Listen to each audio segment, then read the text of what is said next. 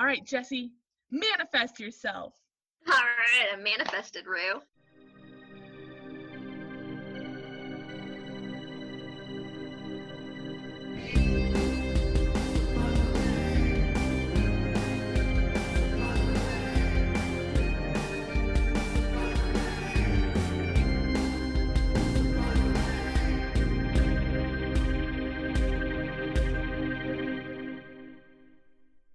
Welcome back to Supposedly, the podcast where we talk creepy things, cool happenings, capers, nostalgia, and so much more.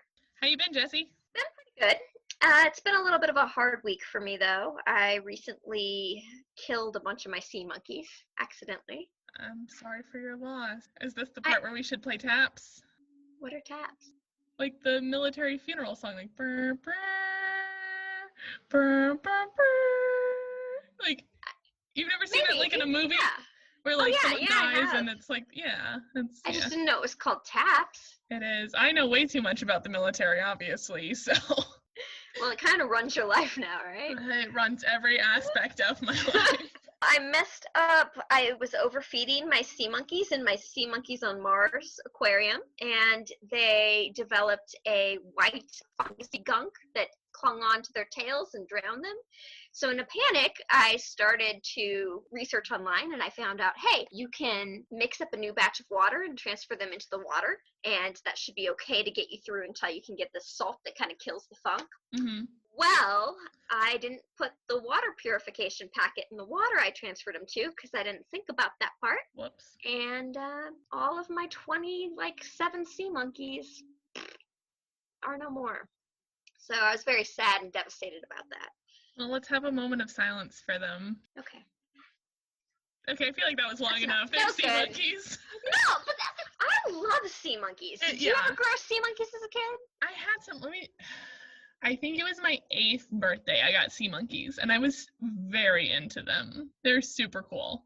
Oh, I ordered all of the add-ons. I've had almost every sea monkey aquarium there is. The Magic Castle. I've got Sea Monkeys on Mars now. I had a ghost ship for a while. The Mars is super cool. I think I had the castle. That sounds familiar. It was like purple? It was like pink and purple, and it came in a little dome. Yeah, I think that's the one I had. Yeah. No, I was always kind of disappointed that they looked nothing like the illustration. A lot of people were disappointed. I think that's a defining moment in a lot of people's childhood, that reality isn't always the same as what we're sold on television. Yeah, because I remember asking my mom, I was like, well, this is pretty cool, but like, when will they grow up?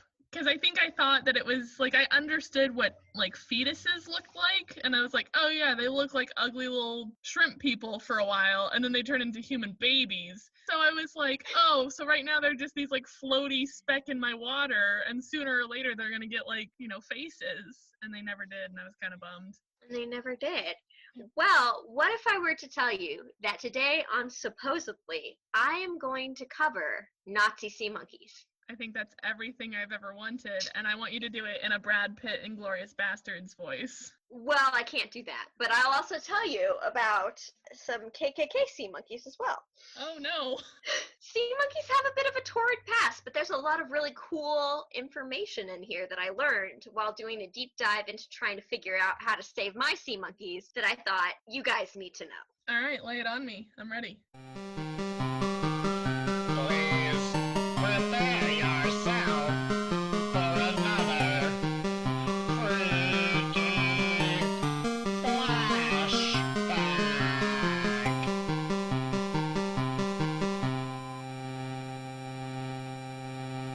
So sea monkeys were originally invented in 1960 by a man named Harold von Braunhet. There was a baby boom at the end of World War II, and a lot of kids were being born. So there was a high demand for children's toys and children's products. His idea originally came from a bucket of brine shrimp, which were being sold as fish food. He often has been quoted as saying he was inspired by flea circuses that he had seen as a child. Do you kind of know what a flea circus is? Where people would go and see fleas do tricks, but usually it was rigged up by fishing line. Right, yeah. Tricky. So he had the genius idea to set out to sell brine shrimp to kids. Now, what made this possible was a process called cryptobiosis. To survive long periods of drought, brine shrimp often produced eggs that can remain dormant for years, sometimes even up to decades. Now, sea monkey eggs, or brine shrimp eggs, look a lot like grains of sand until water is added to them, which causes the shell to wear away and the eggs to hatch. Now, if you've ever grown sea monkeys yourself, you're kind of familiar with how the process works. You would pour tap water into the occluded aquarium that he later named the Microview Ocean View, and you would put in a packet labeled packet number 1 to purify the water. Then you would wait 24 hours before adding packet number 2, which would be the sea monkey eggs, where you would watch them hatch live before your eyes. And then, of course, there's packet 3, which is the sea monkey growth food. Now, unlike the packet's instructions to feed the sea monkeys every 2 days, you want to feed yours every 5 to 7 days so they don't get the funky white stuff that kills them all, like mine did. Now, von Braunhat had the ingenious idea to skip over parents and market directly to children. He did this by placing hundreds upon hundreds of ads in the back of comic books. Now, most of the people at the time were trying to sell toys via commercials on television. In each comic book ad, it would feature a description of the product and a little coupon clipping you would need to clip out and send in with the price of your sea monkeys, which at the time that they were launched was only $1. And as soon as the Postal Service got that and shipping and processing happened, you would receive your sea monkeys, which I'm guessing would probably be like, what, I don't know, a month, 2 months? Yeah, Somewhere probably. I mean, probably like 2 months, right? Prime back then. No, it was not Prime. It was snail mail.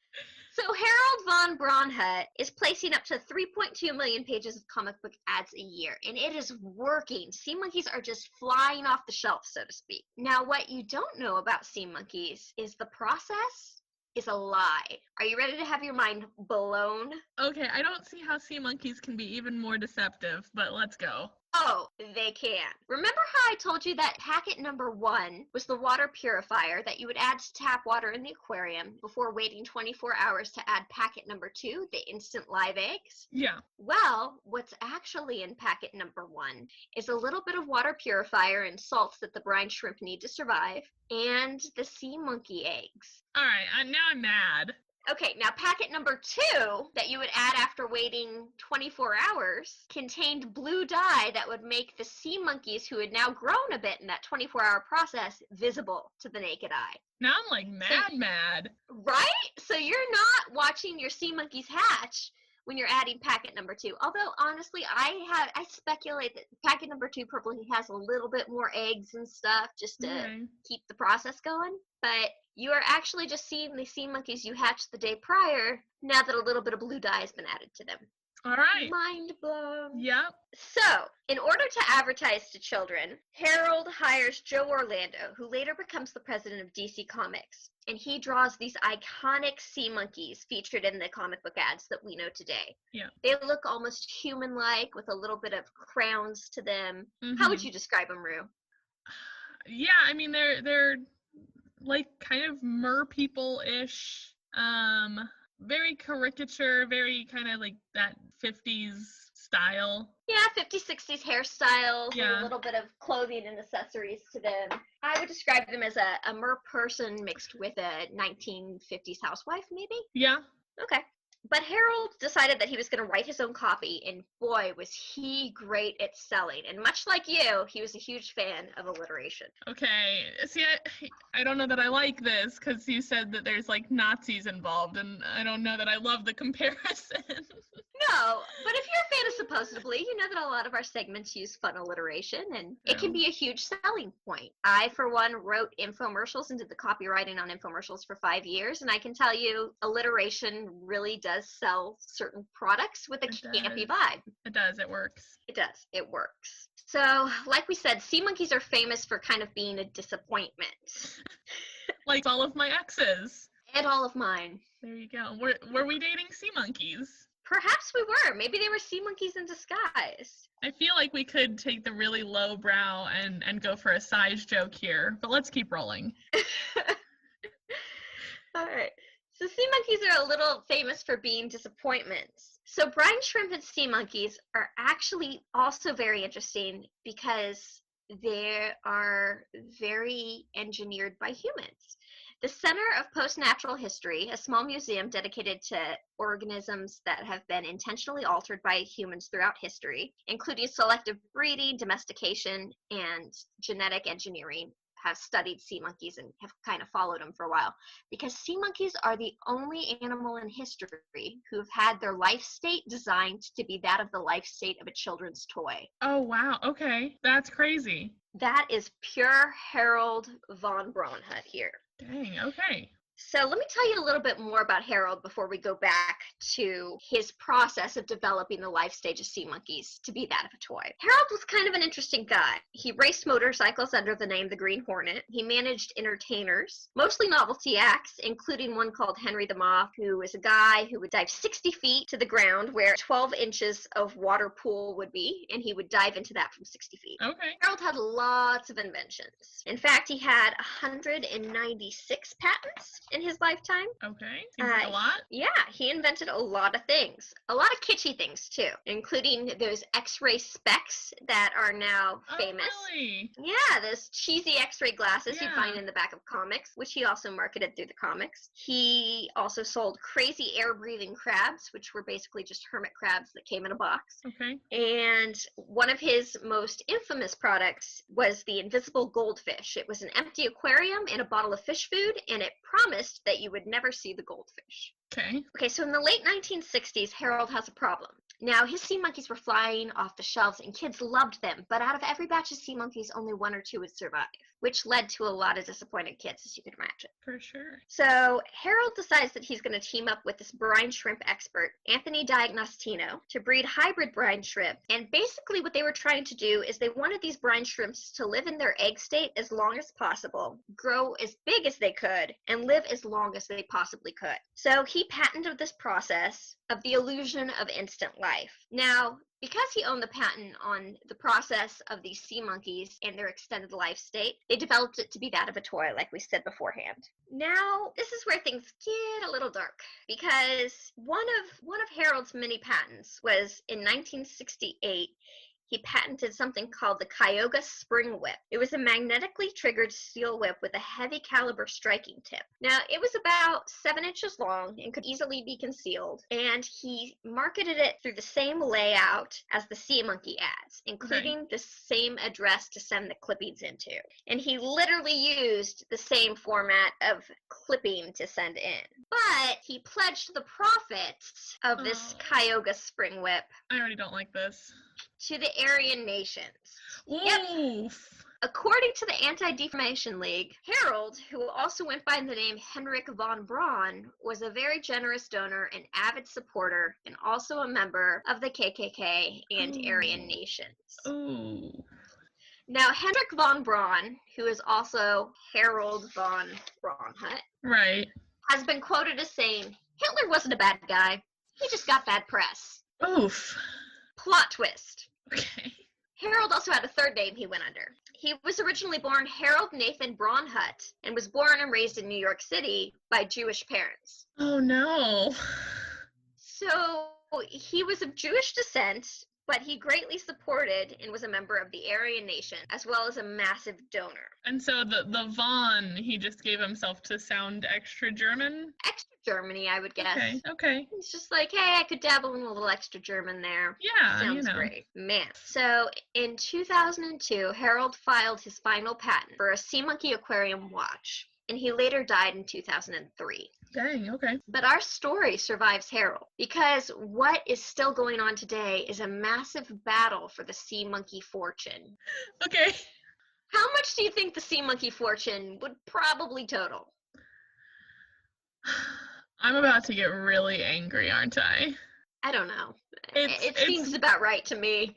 Gotta be, like, I don't even know. I'm gonna sound stupid. $100 million. 3.2 million. Oh, okay. I was way over. You were way over, but that's okay. It's like Jeff Bezos owns Sea Monkeys. They're not that popular. And they were being sold for decades for just $1 a piece. That's fair.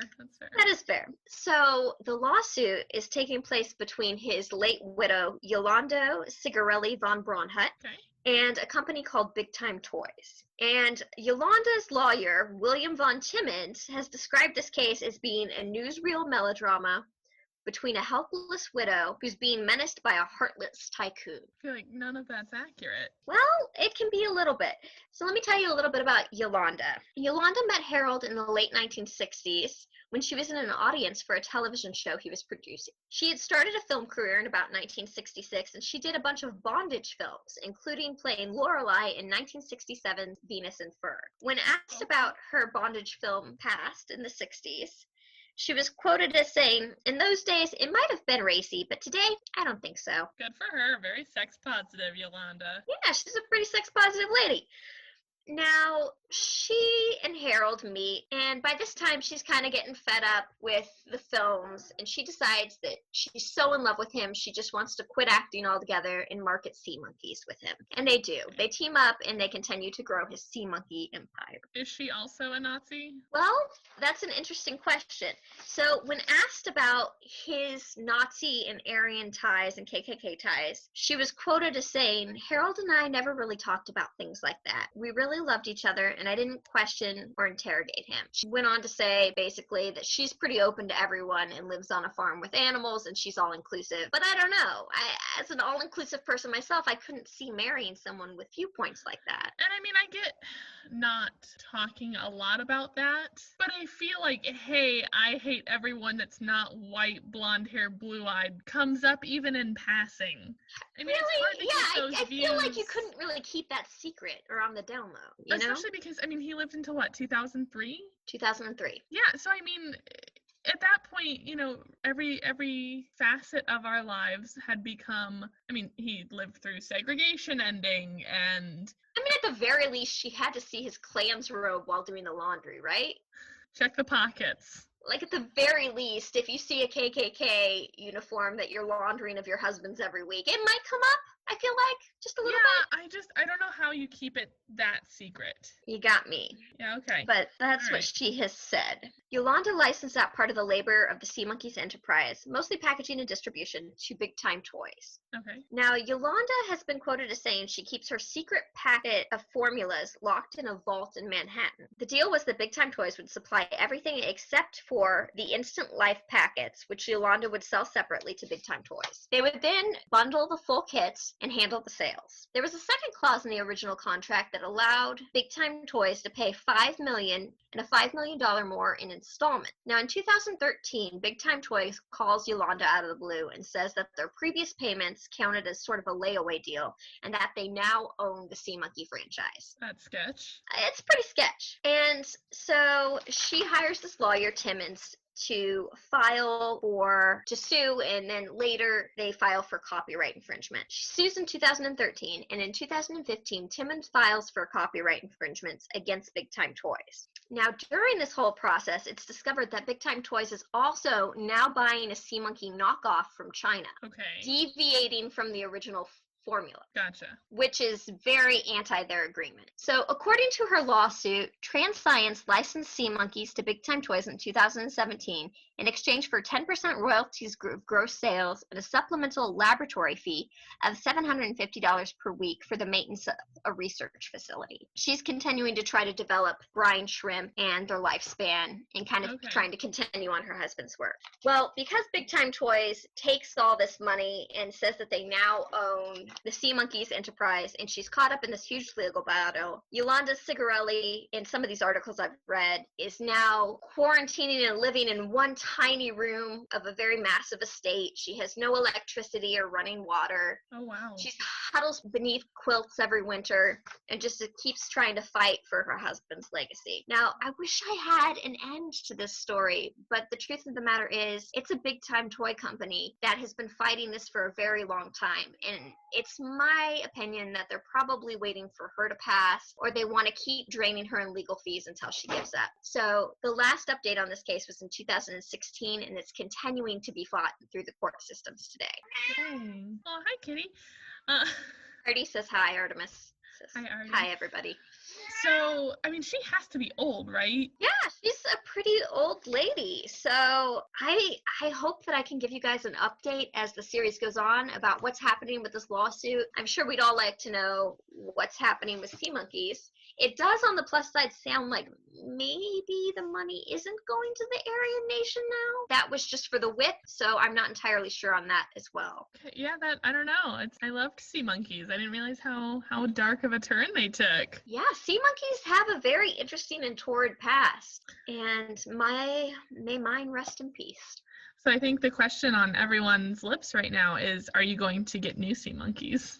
I think I am. Okay. I did make the mistake of adding them to water that wasn't prepared with packet number 1, which we know is eggs, but I believe it also has some salts in it that is crucial to their survival. Gotcha. Now, one thing I didn't cover is that there were a bunch of add-ons that Harold decided to make that are kind of interesting, including banana treat, which if you look on the packet, there's a very iconic cartoon where it appears that the Seamonkeys are smoking banana leaves. Now, remember, this is the 1960s. I'll let you draw your own conclusions as to what that kind of indicates. In addition to that, he marketed a packet called Cupid's Arrow, which was mating powder. Oh, no. Okay. Which is kind of a joke between scientists because Seamonkeys don't always need mates to reproduce. Oh, okay. So if you're buying Seamonkeys, save your money on the mating powder. I'm willing to bet it's just some more eggs that you're adding into the water by packet number 1 and call it good. Fair. He also had a packet of little, I want to describe them, and I couldn't find the name of these, but they were little like rocks that he said the Seamonkeys would play around with. He called them crystals or something, and I had these as a kid. I remember those. Seamonkeys would swim under them. Yeah, and they kind of like fly in the air. He had a lot of really interesting packets. Okay. Another known little fact, have you ever heard of troips? I hope I'm saying that right. They're another instant life sea creature. They get to be about the size of a quarter. They're supposed to be kind of hard-shelled, ancient creatures is how they're marketed. Yeah. Their food is actually sea monkey eggs and sea monkeys. So if you've ever owned troips and you're feeding troips, you're often feeding them brine shrimp. Yeah. So I think at the end of all of this, I will be getting a new batch of Seamonkeys, and I'll report back to you guys on how that's going to go. I will be going on a bit of a splurge, and I will be buying extra packets of number 1. Okay. And I'll be probably buying some other fun little add-ons. Not the Cupid's mating powder, because we know that doesn't work. Definitely. But I might pick up some banana treat and some crystals, spice up my Seamonkeys on Mars terrarium. There you go. Did you find anything on like the etymology of why he named them Seamonkeys? Because I am now highly concerned about this. Yeah, nobody knows. Okay. He just fell in love with that name and loved it, and he decided that was it. Nobody really knows where the name Seamonkeys come from except for his imagination. Well, then we'll hope it's innocent and not Aryan race related. Oh, I hadn't even thought about that. Yeah, that's kind of where my brain went when you're like, KKK, Aryan race. I was like, oh no. Ugh. I don't think it has anything to do with that, but I don't know. Yeah. We will certainly hope not. There aren't Seamonkeys all appear to be one race, though. Have you ever noticed that in the cartoon? Yeah. I wonder if that has anything to do with it. I keep holding up this Seamonkeys coaster I bought at some niche like store in Georgia when I'm referencing Seamonkeys so Rue can see it. Maybe we can put a picture of it up on the Instagram. Yeah, it's got the iconic cartoon, one of the advertisements on there. Yeah, no, now I'm gonna like try and figure out which one I had, because I definitely remember like writing it on my birthday wish list. As a little kid, I was like, I want Seamonkeys, because my mom was born in 1968, and she was the one who taught me about Seamonkeys. So I'm sure that, when she was growing up, they were in the heyday. And so she told me all about it, and I was like, I want Seamonkeys. And then you got disappointment? And then I got disappointment. I love Seamonkeys. I don't care if they look different in the cartoons. I think they're so much fun. They're super cool. Like, I enjoyed them for what they were, but that was the moment when I learned about false advertisement. As I think many children did. Yeah. No, like, I was like, okay, this is cool, but like we all like how Big Macs taste. but we all understand that Big Macs look nothing like the McDonald's commercial makes them look. Oh man, the stories I could tell you from working in infomercials. So I have a background in infomercial production and copywriting, including naming quite a few infomercial products, and I always had a really good time with that. But I can tell you, false advertisement's definitely real. It's out there. Yeah. Everybody's looking for that wow demo that sells in a second. And if you can't deliver visually, your sales aren't going to be that great. Yeah, for sure. No, I still just love how barely functional people in infomercials are. Oh yeah. Like yeah. That's my favorite. That's my favorite part. Is just I've never opened a refrigerator before, and now I'm being attacked. We did that one. We did all of the Tupperware falling onto a person. I've been in countless infomercials. I mean, I can tell you some of the more interesting products if you're interested. I'm so down. Okay, what are some of the weirdest products I've had? We had a product. Do you remember the Kylie Jenner shot glass challenge where kids were using a shot glass to make their lips really big? Yeah. We had a product specifically designed for that. That was supposed to be the safe way to do it. Okay. And it came in varying sizes. I'm not going to say the name of this product, but that was definitely an interesting one. So I want to sidebar really quickly because I think Kylie Jenner stole my idea because I'll never forget. I think I was like 7 or 8 and I had a glass Snapple jar. Like I drank a Snapple, whatever.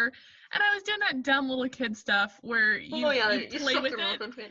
And I just spent like a whole evening just like vacuum sucking this empty Snapple jar to my face. And I gave myself a huge hickey, like it was almost a blood blister. It was so hard on the top of my lip. And my mom just like guffawed and was also very highly concerned that like I would see other people and look like this because it lasted for days. I wonder if that's a universal kid thing though, because my sister and I did that with Coke bottles and we had the exact same thing happen when we were little. Maybe everybody does that. I think everybody does that. And, you know, God bless Kylie Jenner, I guess, because she figured out a way to make it profitable. Oh my goodness. I had to send the actress in our infomercial for that product flowers after the thing aired because she had bruising all the way around her lips because you got to remember while doing this shoot, we shot it all in one day. So where you would normally use this product for maybe 5 minutes, she was having to use it extended periods of time and multiple times. And we felt so freaking horrible.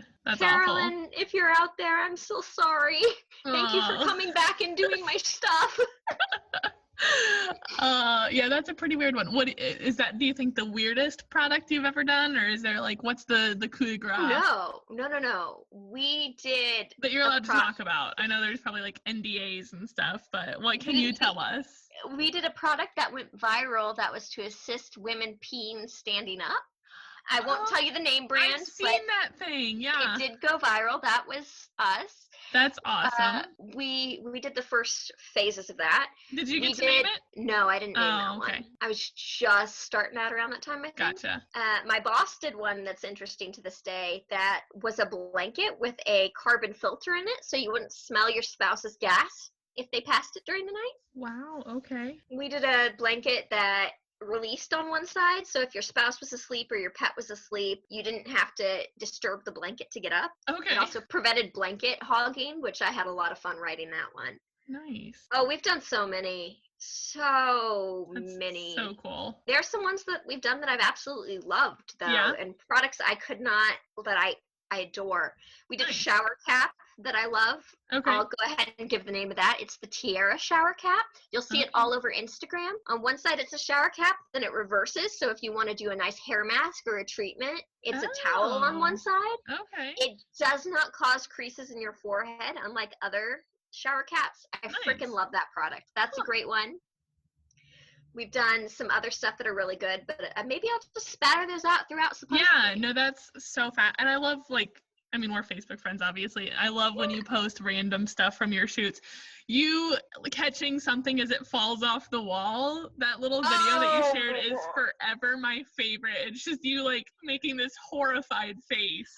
as you catch this thing jumping off the wall. Let me tell you the story behind that. That was one of our biggest fails. It was a prototype product that someone had 3D printed, and we were doing the testing phase of this product to see if there was even interest from consumers before they tried to roll out into production. Right. So the product was a frame that would store children's drawings in the back of it, and you could just easily switch out kids' drawings. Yeah. Awesome product, right? Well, they shipped this to us in the middle of winter, and they were adamant that we had to use the included adhesive strips that they provided because that was what was going to be sold with the kit should it go through. Right. Well, because these things had been shipped from, I forget where they were coming from, but they had spent a lot of time in shipping. Yeah. In the dead of winter, the strips were cold when we got them, and when we applied it to the wall, halfway through the shoot, this thing falls off and splatters into 1,000 pieces. Oh no. Because that printed material is so freaking brittle. Yeah. My boss and I are looking at each other like, what are we going to do? We're a 2-person team. Yeah.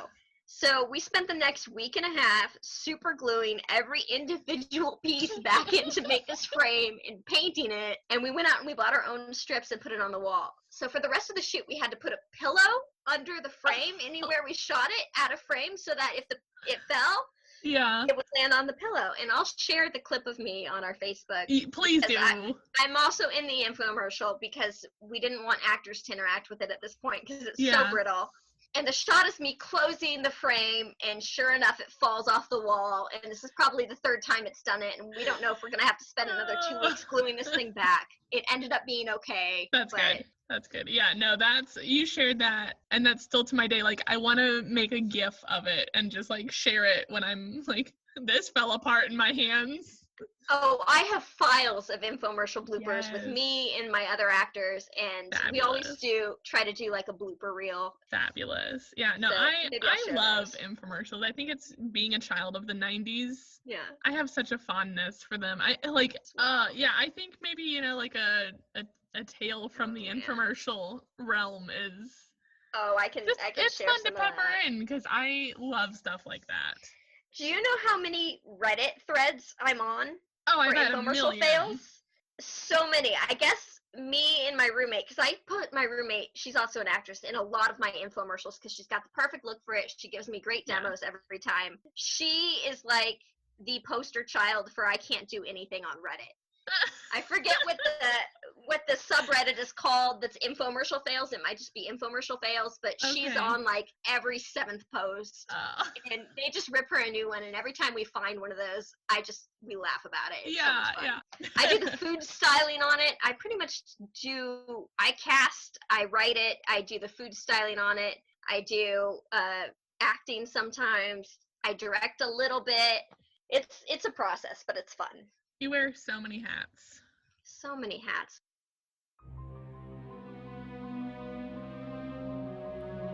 It's time for Curious Customs.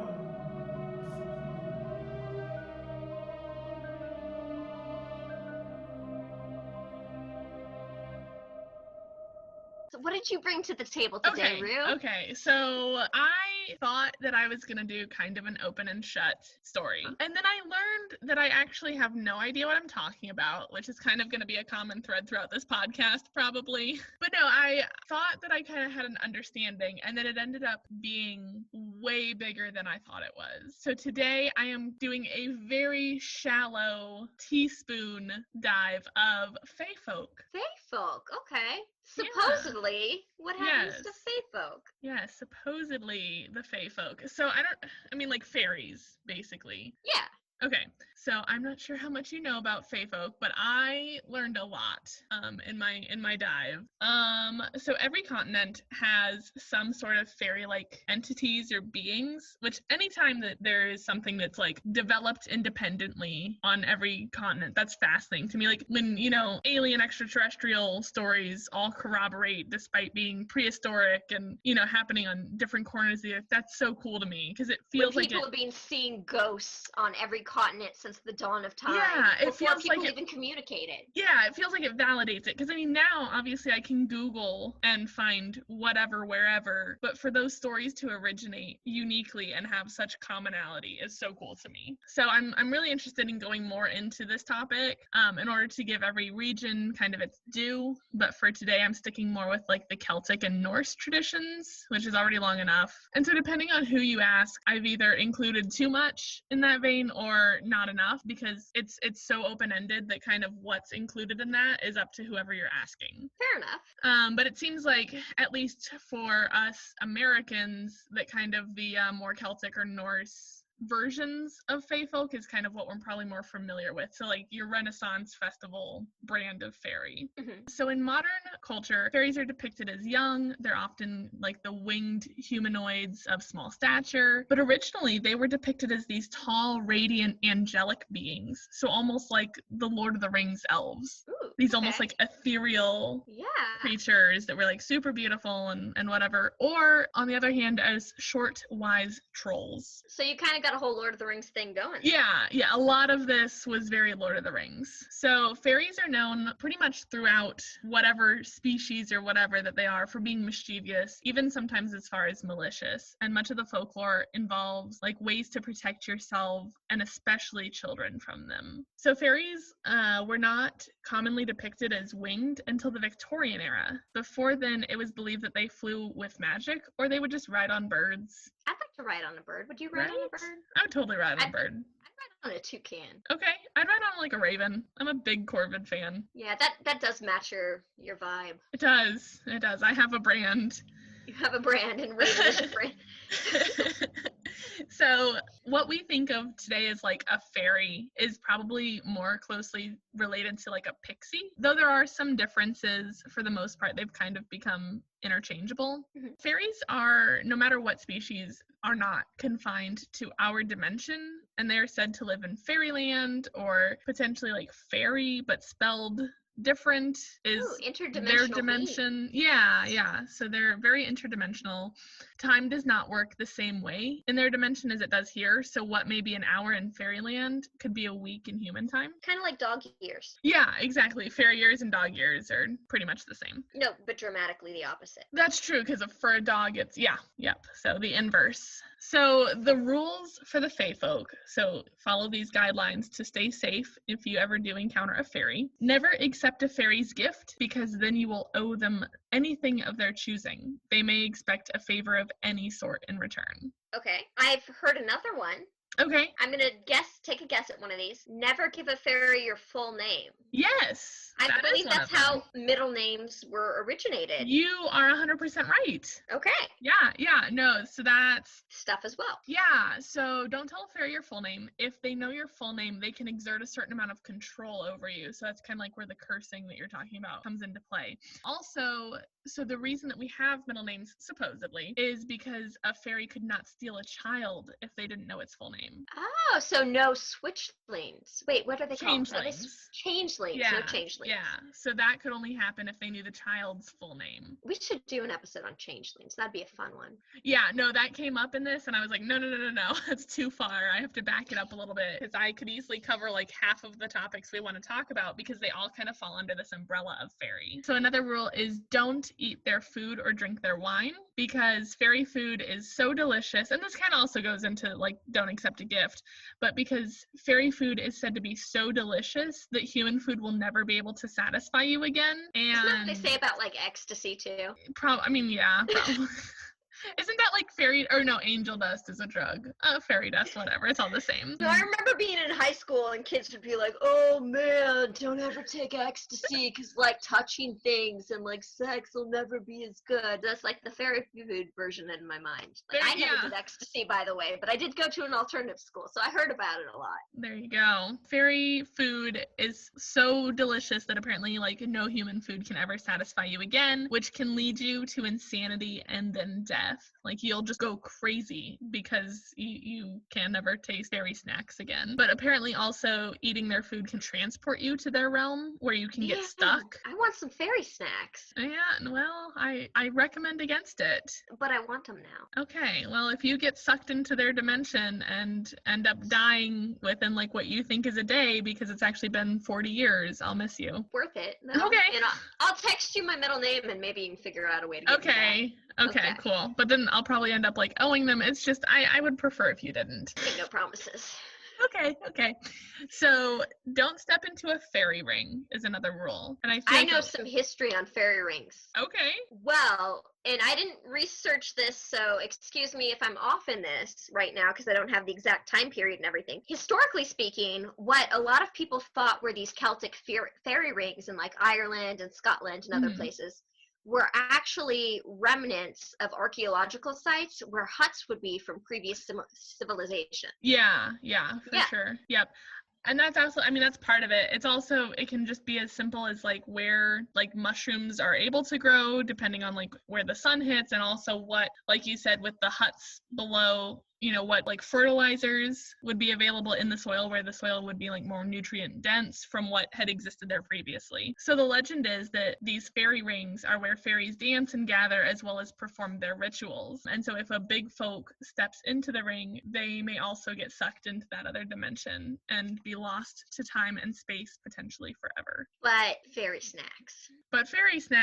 So I mean, it's a gamble. I just want to make sure you're educated before you make that choice. All right. I won't go looking for a fairy ring, but if someone shows up at my door offering me a fairy snack, I don't know. Okay, that's fair. So be polite because fae folk offend extremely easily, and when offended, they can be vindictive. They will already be annoyed with you for turning down their food and wine, and you won't tell them your full name, so you're being very rude by fairy standards. You know, you want to tread very lightly.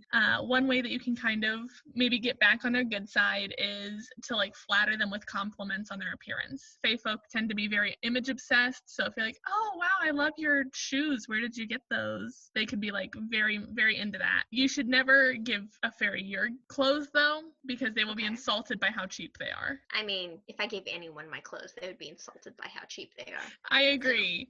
But even if they're like, oh wow, your scarf is so pretty, like if you compliment them and then, you know, social contract, they're like, oh wow, I love your scarf, and you'd be like, here you go. They'd be like, oh, H&M, how tacky.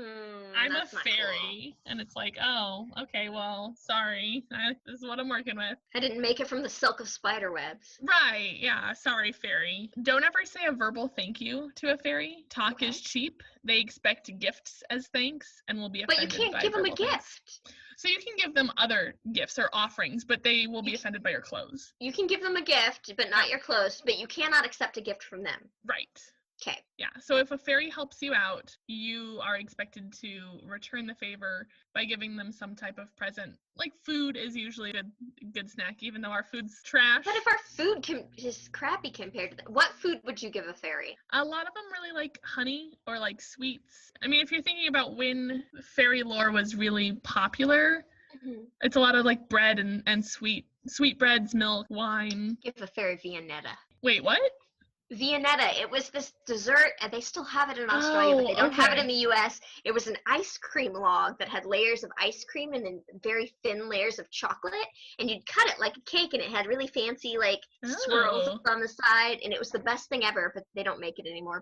If anyone could send me Viennetta, like I would be eternally grateful from Australia. That sounds really delicious. No, for some reason in my brain, I knew it wasn't the word you said, but when you said Viennetta, I thought you said Velveeta. And I was like, don't insult a fairy like that, you asshole. Velveeta. Here's just a log of like processed processed Velveeta, and here's a can of Rotel if you're feeling Taco Tuesday. Whoa. In the Fae world. Yeah. And then finally, don't mention that you have or even know a baby, because the fairy may be inclined to steal it or swap it out for one of their own. So like you were talking about with the changeling. So don't be like, oh, it's been so nice talking to you, but I have to get home. I know this baby. Yeah, just don't even talk about babies. Okay. Yeah. What about animals? Will they steal your animals or anything? I didn't find anything about that. I'm in the clear. Yeah, a lot of fairies are really chill with animals, so you should be good. Just don't tell them Littleface's middle name. I guess Face would be her middle name. Oh, well. She has a last name, though, and it isn't my last name. I name all of my pets' last names after the roommate I'm living with when I got the pet. What? Yeah, because I think it's weird to have the same last name as your pet, right? So my kitty, Marley, was Marley Mischief Lore after one of my roommates who had the last name Lore. And Little Face's last name is Grant because the boyfriend I was living with at the time's last name was Grant. Okay. So, yeah, that's how I name my animals. Interesting. I never knew that about you. That is a fun thing to Marley know. had a middle name. I guess technically Little doesn't really have a middle name unless Face is her middle name. Okay. Huh.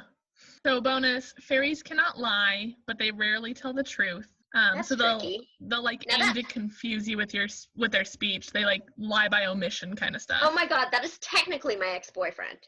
Your ex-boyfriend was a fairy. So far our exes have been fairies and sea monkeys. And sea monkeys. They That's lie, pretty but accurate, not though. technically, and they're also just disappointments. Yeah. So it's kind of like I said earlier with not really knowing what I was getting myself into. If you were to consider like the taxonomy of the term fairy, they would be more like a genus or a family than a species. So like Okay. So like how there's like the bear family of which like black bears and polar bears they're a part of, right? But there's other things that are closely related. You know, you have like the phylum and the class. Yeah. Okay.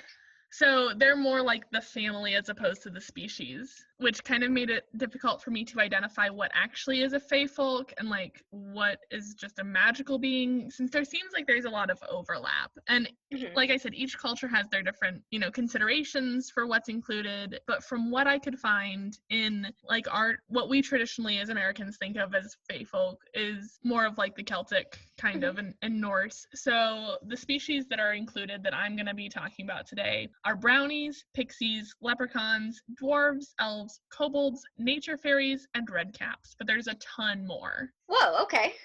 Yeah, so because I want to cover other folklore in the future, I did limit the list a little bit, but there are other magical beings which likely fall into the fairy category, but I'm just going to touch on this list. So, as I mentioned earlier, pixies are kind of more of what we traditionally equate to fairies. They're very popular. They're the Tinkerbells. Yeah, more like that. They're very popular in Devon and Cornwall in England, and they're said to have like a childlike, bubbly spirit, and they're pranksters, so definitely like Tinkerbell. I feel like I fall into that category. I'm small. You are small. You're very bubbly. I don't know if you bite. I think that may be more my... I bite. Okay. They're small enough to fit in your palm and sit under the shade of a mushroom, so still checks out for you. Whoop. But can be as tall as knee height. So there's hope. There is hope. You could get bigger. I can grow. Their skin may be flesh-colored, blue, or green. They have slightly pointed eyes and ears and lovely wings. I have pointed ears. Okay, a little bit. So little. Yeah. So they're particularly good at casting charms which affect human behavior, either for benevolent or malevolent reasons. So they're very good at like charming you into behaving a certain way or making certain choices. Interesting. Okay. Yeah. They can also influence nature and help plants grow. That's cool. Well, I do not have that, as we've discussed before. I kill all sorts of plants. I've killed air plants the past couple weeks too. Whoops. They literally live off of air. That's rough. Well, maybe you're not a total pixie. Maybe you're a hybrid. We'll see.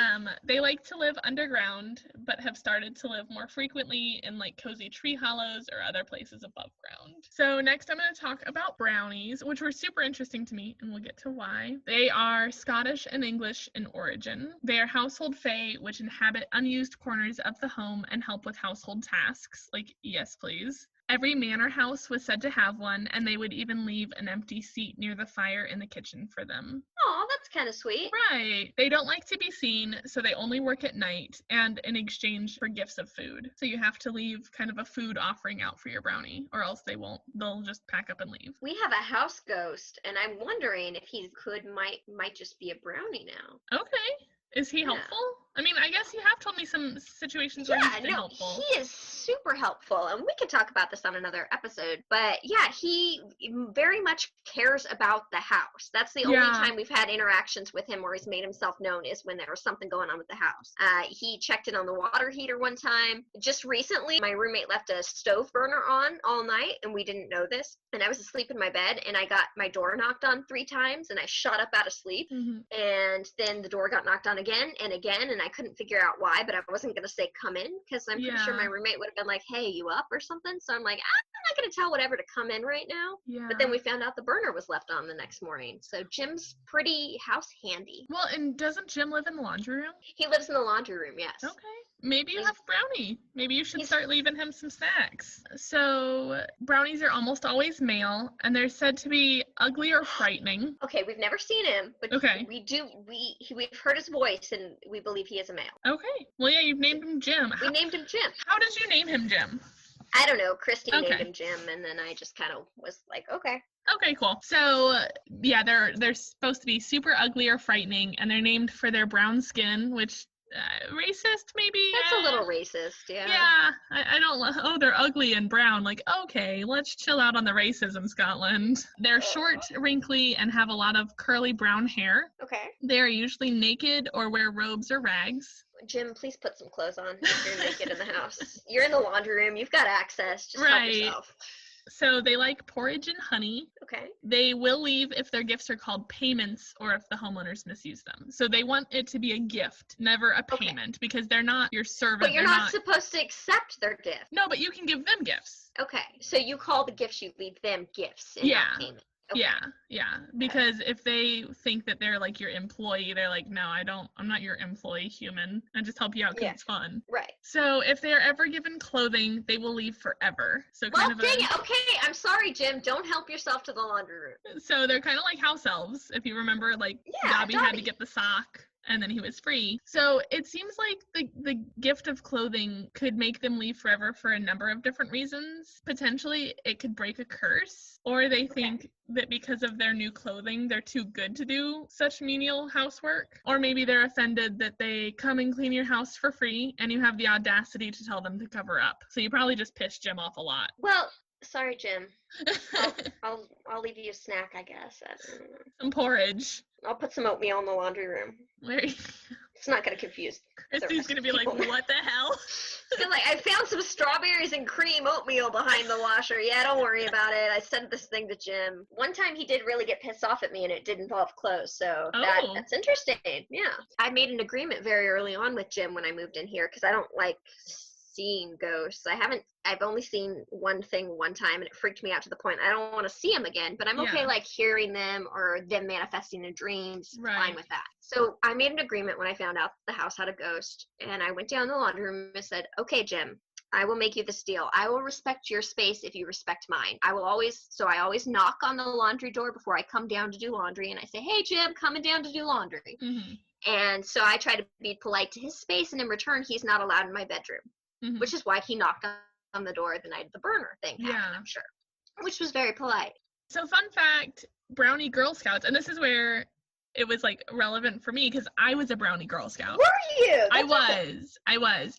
So Brownie Girl Scouts are named after these beings. So originally they were called the Rosebuds, but the girls complained that they didn't like their name, so they were renamed after the story, The Brownies, by Julia Horatio Ewing, in which children learn that they can either be helpful like brownies or lazy like boggarts. Oh, that's cool. Yeah. So, and more I remember respect to the Girl Scouts now. Yeah. But no, it definitely like it reminded me of that because I do remember hearing about brownie creatures in Girl Scouts because we were like, why are we named this? And we had a little pin that looked like an elf, honestly, but it was the brownie. So yeah, I was surprised. Cool. So leprechauns are also in the fairy family. And so they are supposedly, like some other fairies, descendants of a group of beings, and this is Celtic, so I'm going to do my best, known as the Tuatha. Tuatha, okay. Yeah. So there are no female leprechauns, but nobody has a really good answer for why. Maybe they're like Seamonkeys and they don't always need a mate. Maybe. So don't buy leprechaun mate powder either. better. powder. Yeah, they can do it by themselves. Some people think that maybe it's because leprechauns are unwanted fairy children that are abandoned. Okay. And I guess they only have ugly boy babies that they want to abandon. Do with that what you will. All right. So leprechauns also have a dark side called Cluricon, which is like Jekyll and Hyde. So at night, they become these Cluricons and wreak havoc, like emptying out wine cellars, harnessing sheep and goats, and taking them out for a joyride. They get drunk and they take sheep out for a joyride. Okay, all right. Which is like the most Irish stereotype thing I could conjure.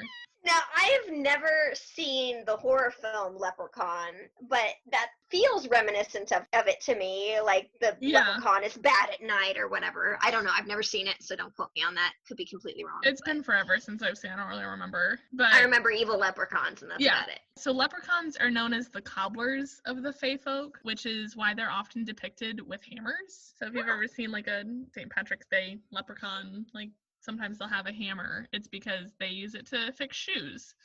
So shoemaking is really important to fairies because they like to dance so much that they frequently will wear through their shoes. And so they need them replaced, and that's the leprechaun's job.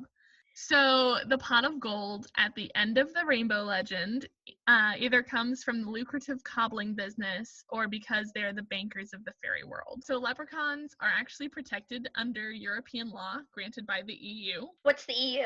The European Union. Oh, I didn't. Yeah. Wait, what? The European Union actually protects leprechauns? Yeah. Legally? Yes. There was a law? Yeah, so there's actually a European law. So there's said to be 236 leprechauns alive today. Specifically? Yeah, I don't know how they came up with that number, but I watched like a 6-minute documentary thing about it. It was fascinating. I love Yeah, so Carlingford Mountain is protected by the EU that you can't hunt leprechauns. They're a protected species like a bald eagle. I love it. Yeah. Let's go. So this all came about because in 1989, pub owner PJ O'Hare heard a scream, went to investigate, and found some tiny bones, a tiny suit, gold coins, and some tools. Mm-hmm. And because of this, he was like, oh, it's a leprechaun. Duh. There's leprechauns in this area, and I want to make sure that, like, since people know this, because I want to kind of profit off of it and display these bones in my pub, but I don't want people to disturb them. And so he petitioned for years for this species to be protected, and in Carlingford Mountain they are, and there's like festivals, and they hide little ceramic leprechauns about, and that's your leprechaun hunt every year, is if you can find these little ceramic guys. It's a whole thing. It was pretty cool. We have to go to the leprechaun hunt someday.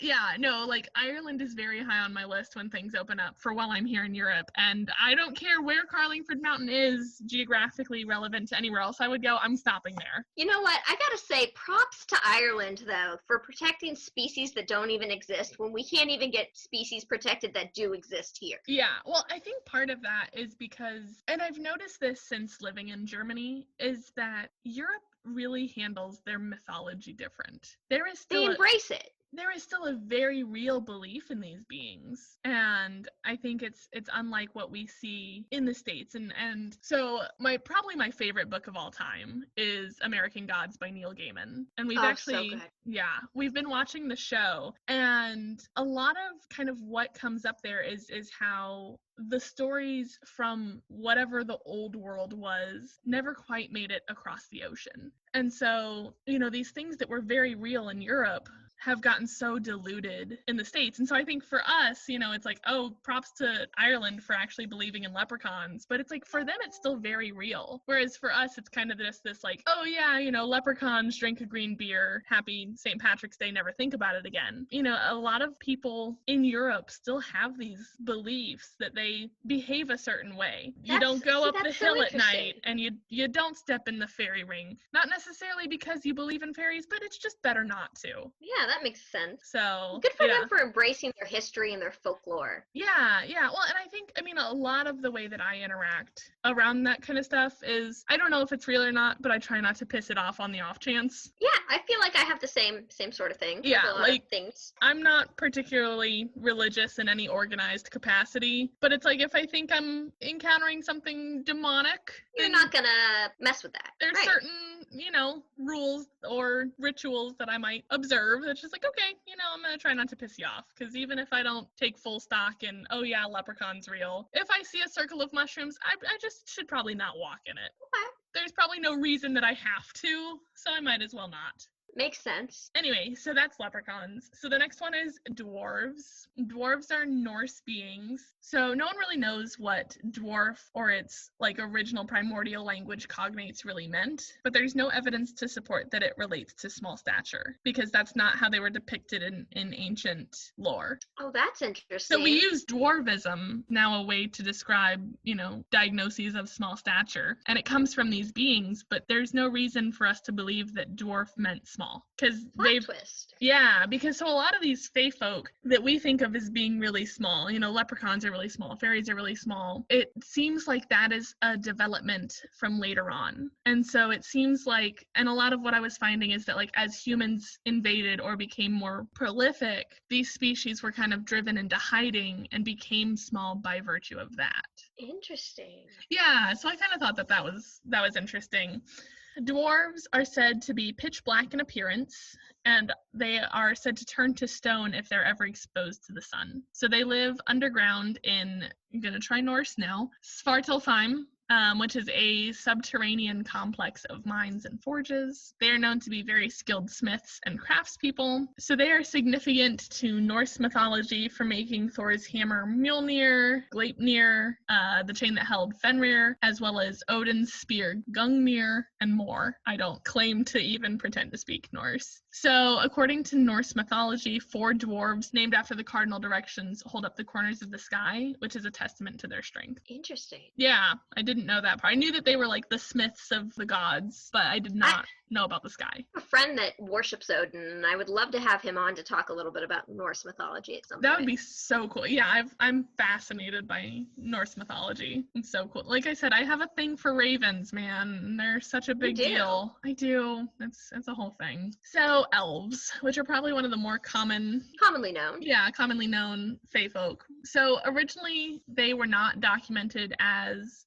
being beautiful like they are now, so they're kind of reported to be beautiful and helpful, but originally they were documented as being quite hostile towards humans. Yeah, and I think so it seems like there's a pretty clear split of pre-Tolkien and post-Tolkien in how we view a lot of these beings, because there's dwarves in The Hobbit and there's elves in The Hobbit, and it seems like kind of how these species are seen changed. Not to be confused with Santa's elves. Right. Which I didn't find a lot on. I think that's its own kind of specific brand. Yeah. Also, fun fact, so elves was originally spelled ELFS, but changed because Tolkien made it ELVS. And his works were so prominent that that's become, now it's wrong to spell it ELFS.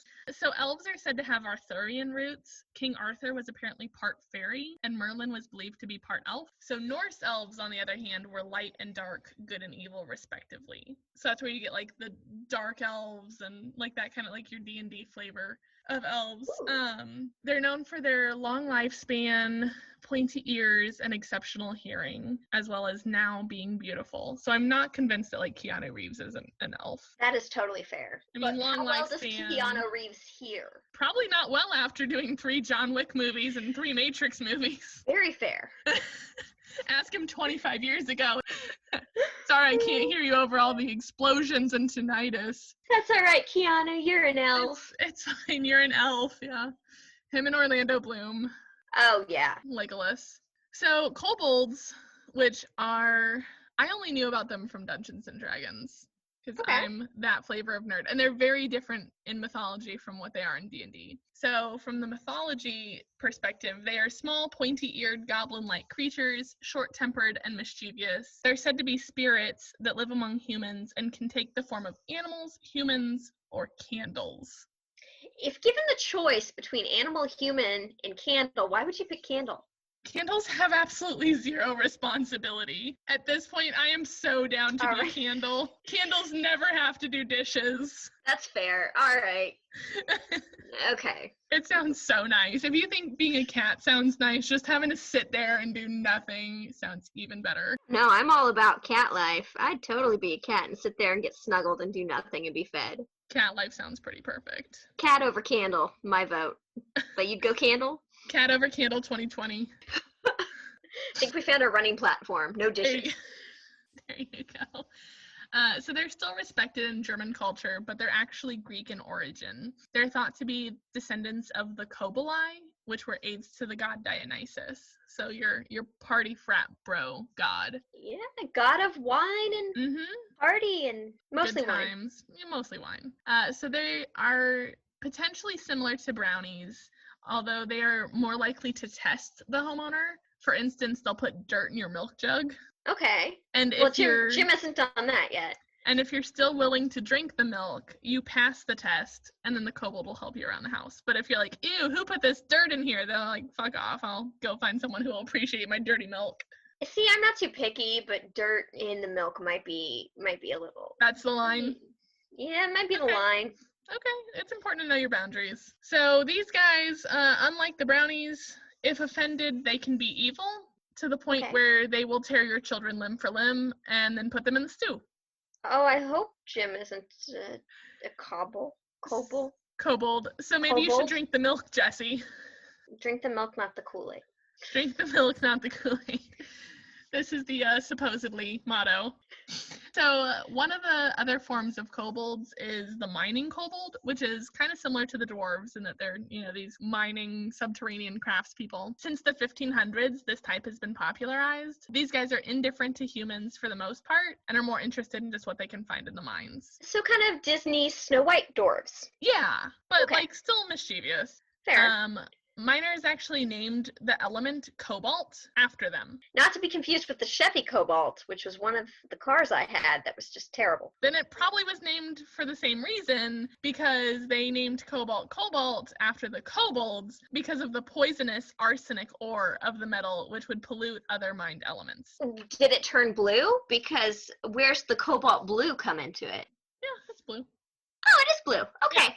So cobalt is also blue in color, where you get cobalt blue.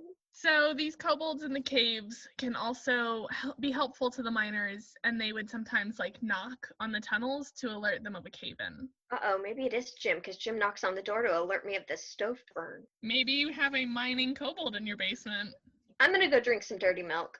Drink some dirty milk, leave be him right a back. snack.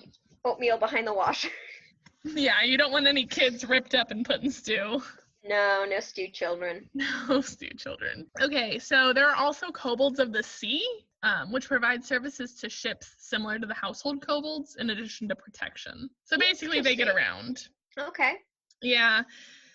So nature fairies appear as lights in the forest. Mm-hmm. They don't have a corporeal form. They just are twinkly lights.